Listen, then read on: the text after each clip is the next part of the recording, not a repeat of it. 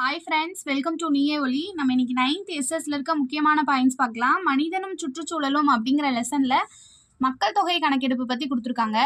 ஒரு குறிப்பிட்ட கால இடைவெளியில் கவர்மெண்ட் வந்து மக்கள் தொகையை பற்றி கணக்கெடுப்பு நடத்தி தகவலை எல்லாம் சேகரித்து வச்சுப்பாங்க.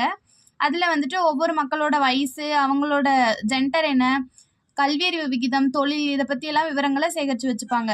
இந்த மாதிரி ஒவ்வொரு உலகத்துல எல்லா நாடுமே இந்த மாதிரி கணக்கெடுப்பு எடுப்பாங்க. ஒவ்வொரு 5 இயர்ஸ்க்கோ இல்லை 10 இயர்ஸ் கழிச்சோ வருஷத்துக்கு ஒருக்காவும் இந்த மாதிரிலாம் கணக்கெடுத்துட்டு இருக்காங்க.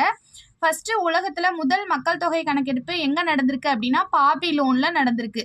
கிமு 3800லயே அவங்க மக்கள் தொகை கணக்கெடுப்பு நடத்தியிருக்காங்க.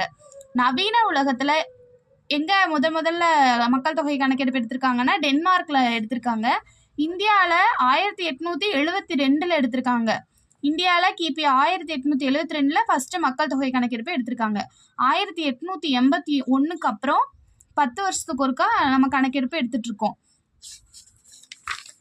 நெக்ஸ்ட் உலக மக்கள் தொகை தினம் வந்து ஒவ்வொரு வருஷமே ஜூலை 11 கொண்டாடுறோம். இதை வந்துட்டு உலக மக்கள் தொகை பிரச்சனை என்ன, இதை பற்றி ஒரு விழிப்புணர்வு ஏற்படுத்திட்டு வர்றாங்க இந்த தினத்தப்போ. இதை வந்து ஐக்கிய நாடுகளின் வளர்ச்சி திட்ட அமைப்பு 1989 கொண்டாடிட்டு இருக்காங்க. உலக மக்கள் தொகை தினத்தை எப்ப இருந்து கொண்டாடுறாங்கன்னா 1989 கொண்டாடுறாங்க, ஜூலை 11. நெக்ஸ்ட் கிபி 1952 தான் இந்தியா கவர்மெண்டோட அதிகாரப்பூர்வமான மக்கள் தொகை கணக்கெடுப்பு நடைமுறைப்படுத்தப்பட்டது. மக்கள் தொகை கொள்கை நடைமுறைப்படுத்தப்பட்டது கிபி 1952. அப்போ இது மாதிரி ஒரு கொள்கையை முதல் அறிவிச்ச நாடு இந்தியா. Thank you.